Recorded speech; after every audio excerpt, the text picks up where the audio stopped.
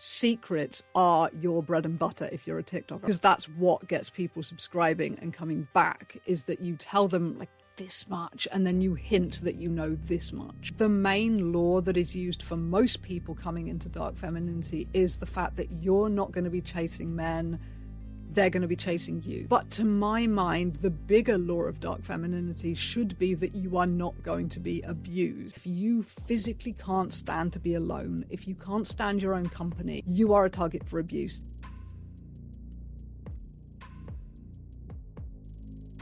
So hello, you wonderful human of the internet, and welcome to a video that is basically me wandering around TikTok and being really baffled by some of the trends I see. And the first one I wanted to talk about was dark femininity, because there are certain things about dark femininity that I think this is brilliant, everyone should be doing this. Then there are other things that I'm thinking, okay, no, what are you trying to do to other women here? No.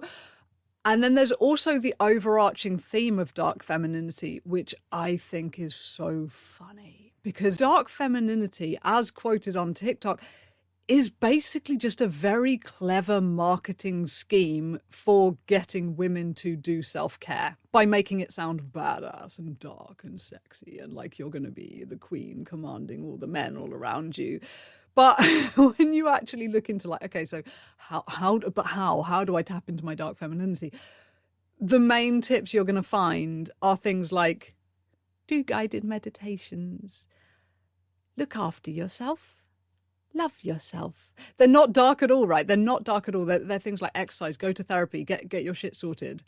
But things like this, we don't believe in it. When it's branded as, you know, this kind of wholemeal bread, middle-aged sounding advice, we don't want to hear it when we're young.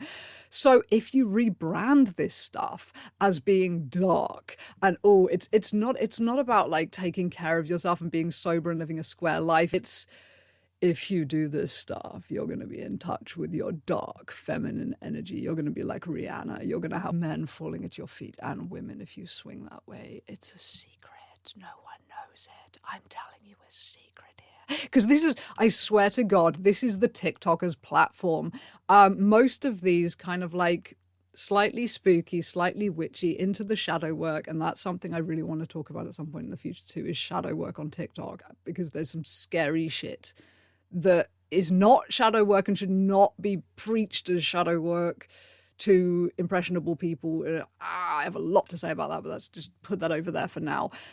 But the TikTokers platform, when it comes to all of this stuff, secrets are your bread and butter if you're a TikToker. Because that's what gets people subscribing and coming back, is that you tell them like this much and then you hint that you know this much. Certainly, I would say the biggest secret of all of these things on TikTok, when it comes to shadow work, when it comes to dark femininity, manifestation, all of these things, if you really want to know how to do it, like, by all means, keep following your TikTokers and watching them because they're entertaining, but you're going to get so much more information out of a book every time. And you're going to get so much more straight-talking, safe advice out of a book too, because it's tried and tested and it had to get published. And you can see all the reviews on Amazon of people saying this is actually bullshit or this is basically an empty book, which if TikTok was a book on Amazon, everyone would be saying this is an empty book. It's promises, promises, promises, nothing delivered.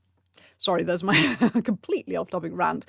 So dark femininity. The piece of advice that made me want to make this video in the first place was that I came across a video which, you know, was hashtag dark femininity, had dark femininity plastered all over it. And then the sole piece of advice it gave was talking about if you've got a guy, he's just keeping you hanging, he's not responding to you, he's basically just being an ass. Instead of chasing him, right, you go, this guy's a dick, and you don't interact with him anymore and you dump him. And that apparently is dark feminine energy. And that made me think, okay, this needs talking about, because that's not dark in any way. That is basic common sense and having some self-respect and the way that everyone should conduct themselves in relationships. Because if you are going to do the opposite of this, if you are going to take, because it sounded like this person was in the opening stages of a relationship, right? They didn't owe this guy anything. They didn't really have anything invested in this guy. It was just, you know, we were talking back and forth and he is not getting back to me. flick him. What is the point? What is the point?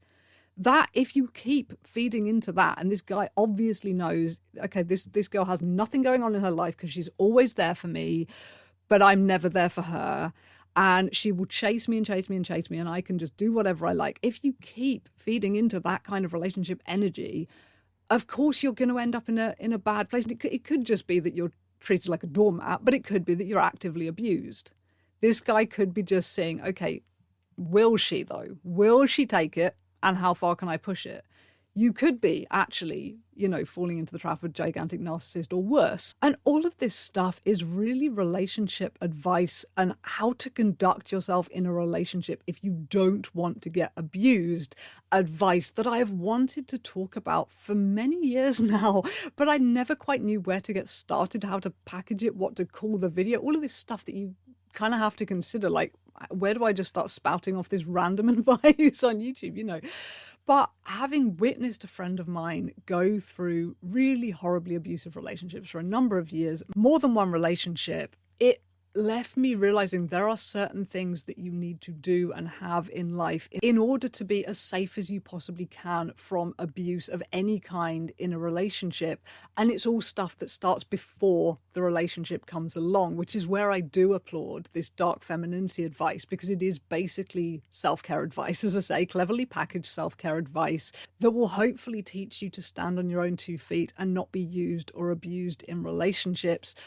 Or at least that is how I see it. I think the main law that is used for most people coming into dark femininity is the fact that you're not going to be chasing men, they're going to be chasing you. And that is from the outset. From the minute you walk into a bar, they're going to see your dark feminine energy and they're going to come for you and they're going to chase you and you're going to have your pick of everybody.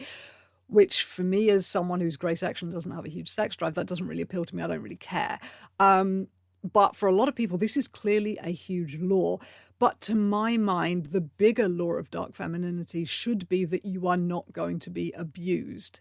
Because this should not just be about attracting a guy, walking into a bar, having everyone, having your pick of men and getting a guy. It should be about keeping that dark feminine energy while you're dark feminine energy, if you want to call it that, which I don't, because I don't think it's dark. I think it's sensible. You want to keep that throughout the relationship so that you are not used or abused or taken for granted in any way. So the main things, to my mind, that you need to have, and this is going to sound very, very counterproductive and weird, but the main things you need to have for actual dark femininity is a lack of need for the other person. And this is the main thing that is going to protect you from abuse in a relationship, is not needing the other person. You need to be able to walk away at any point on all levels.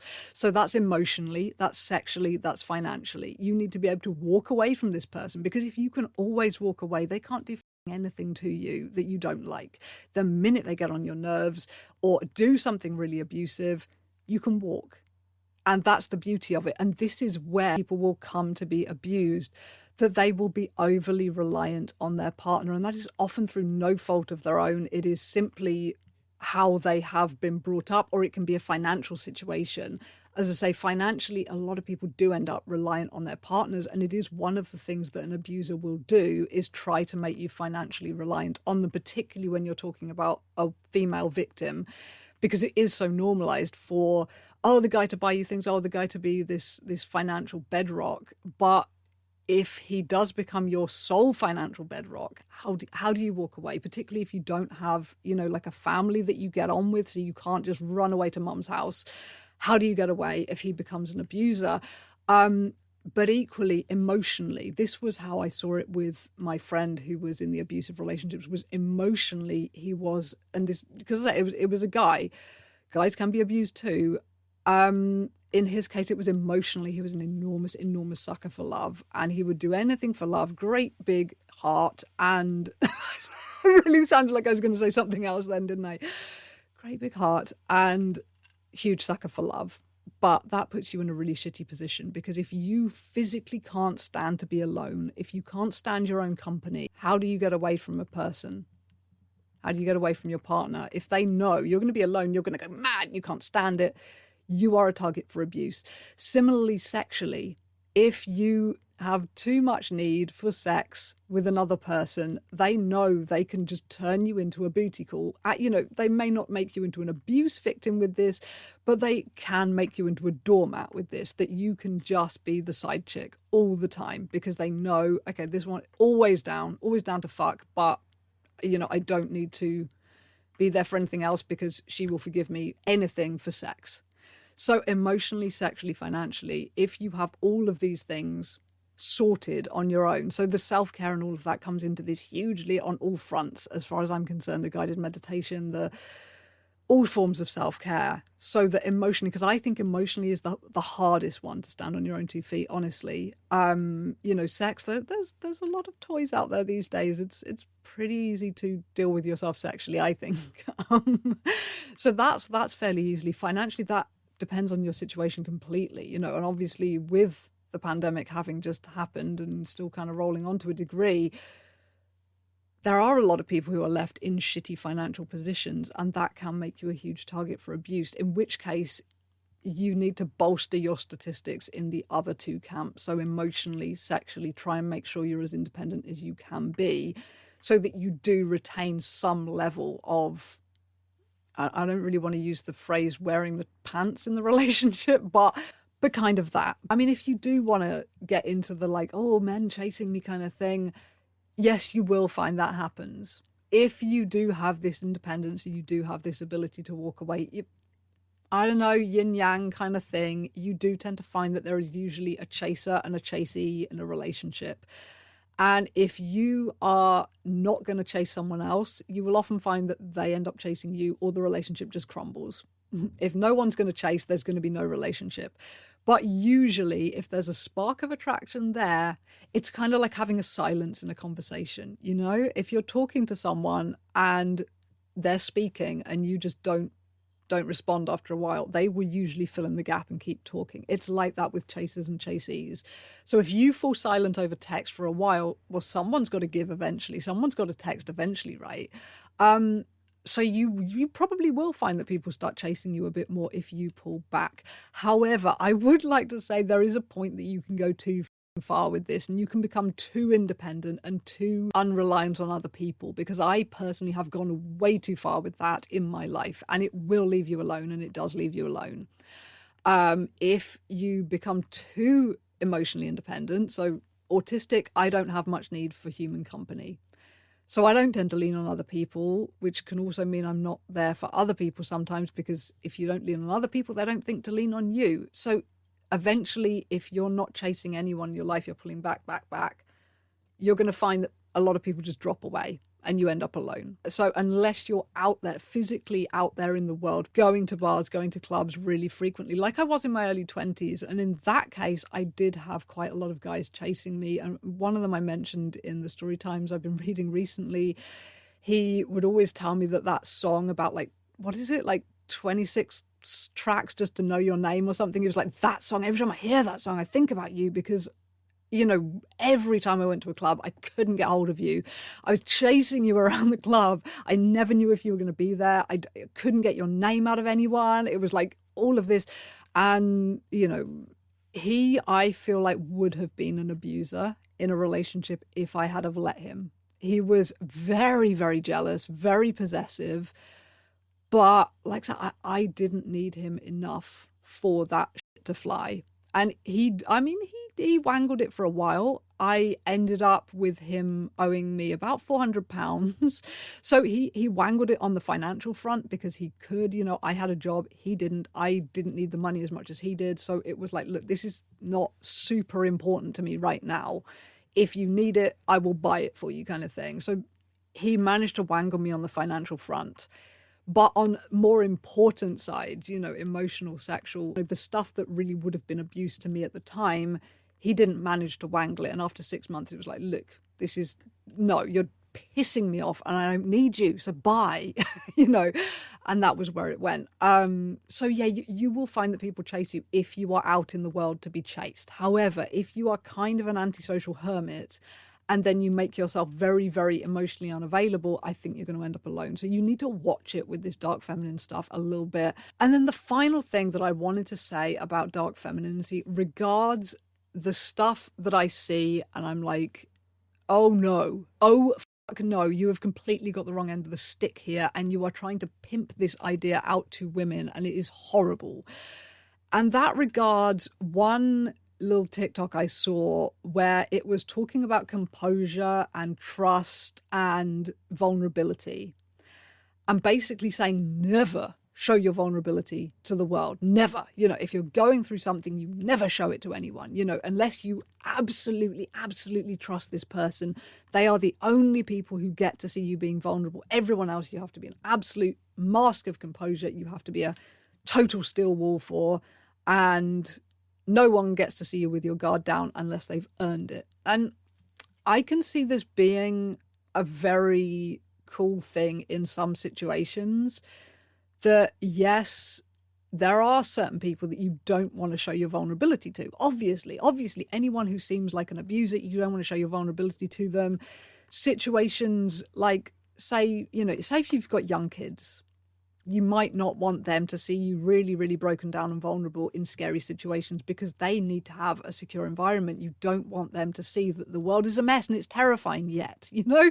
They need a few more years of security. So that there are situations and people for whom it's like, okay, yes, you do need to put that mask of composure on for. But I feel like this is teaching a whole generation of women to basically be 1950s housewives where back home they're falling to bits, they're popping Valium in their room, very, very sad, on the gin and tonic, on the Valium, but they've got to be perfect for their husband when they come home at night. They've got to be perfect for the whole world sees them cooking, everything's perfect, and at home they're a complete mess because they can't show it to the world because God forbid anyone sees a woman fall to pieces. You have to be strong to be female now.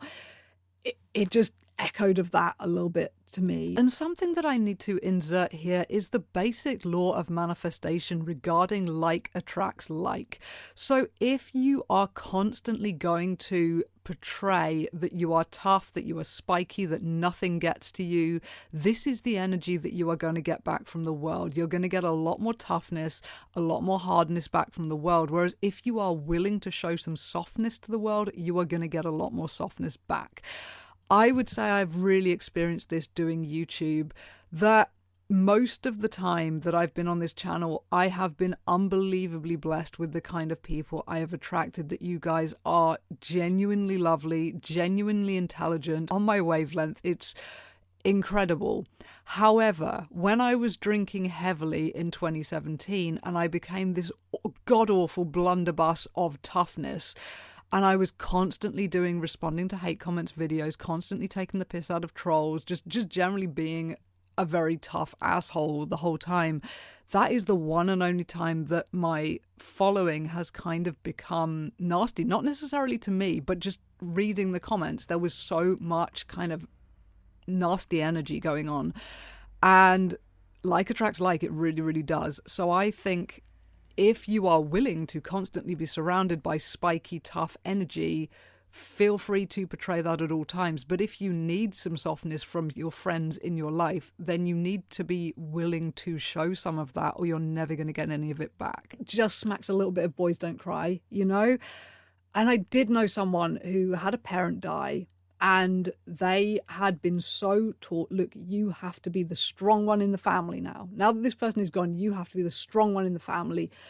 And they said they went to their funeral and they could not cry because they knew, I've got to put on this front. I've got to put on this front for everyone all the time. And then after that, they couldn't cry. They couldn't do it. They couldn't access the emotions, and it screwed them up for a long, long, long, long time. I mean, the really ironic thing here is that so many of these people banging on about dark femininity also talk about shadow work and trauma work as well, whereby the theory is that if you have this trauma response in your body, if you have a physical response to trauma ever, so, you know, you're shaking, you're crying, and you shut it down and you force yourself under control, that emotion theoretically stays locked in the body and you have to release it sometimes. So you have to tap back into that emotion. You have to shake, you have to cry, you have to go through it all, let your body feel it, let it process, let it come out, and then you will be healed and you will be better. This is one of the theories out there, and many of these people subscribe to this theory. However, they're also out there telling people, when you have an emotion, crush it. You have to be composed. You have to be dark and feminine and, you know, spooky and gliding about the place like Morticia Adams all the time. And only, you're very, very trusted in a circle can you show vulnerability to? And yeah, I think it depends where you live, what your situation is. You know, are you living somewhere where there are a lot of people around you who are looking to take advantage and who are looking to basically shit on you and use you as a doormat? Because if so, I fully understand why you would subscribe to this theory and why it would be a sensible thing to subscribe to. But I think boys don't cry has been a mantra that has fucked up so many generations of men. I don't think we want to go that way with femininity. Like, say that, you know, the 1950s with housewives, sure, there were a lot of housewives at the time who really glamorized this thing, just the same as we're doing with dark femininity. It was like the super capable housewife. This is who I'm going to be. It's going to be amazing. And then they found that quashing all their emotions, it put them on Valium. It gave them a gin habit. It was not good, crushing emotions all over the place and being, you know, totally steely all the time. I don't think that's good for really anybody. But yeah, dark femininity overall, I do think it's a good thing, but I don't know why the fuck we're calling it dark. Why is it dark to be looking after yourself? It's not dark. It's not a dark thing at all.